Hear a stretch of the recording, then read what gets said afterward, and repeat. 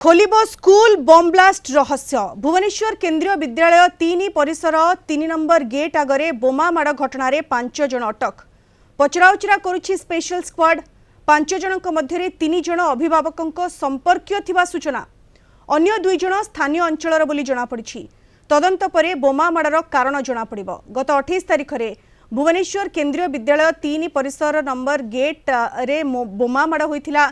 घटनास्थल में NIA 3 जणिया team तदंत आरंभ करथिले।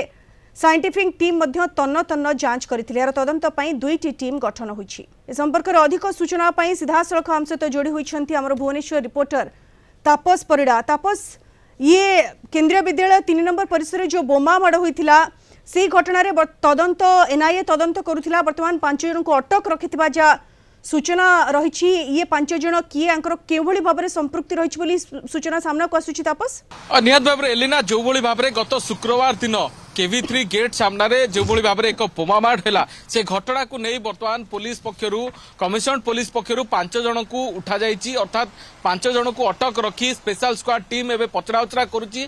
से 5 जन युवकों मध्य 2 जन रही स्थानीय अंचल एवं आउ 3 जन किसी अभिभावक संपर्क जहाँ सूचना सामना को आसूची। तेज कथा होची जे केवी3 गेट सामने जो भाव में बोमा माड़ है बोमा माड़ पछर कारण खोजा जाई एनआईए टीम यार तनाघना कला ता सहित कमिशनड पुलिस आरपीएफ टीम एवं एक्सप्लोसिव यूनिट ये सम्मिलित भाव जो भाव में तदंत आरंभ करा जायतिला।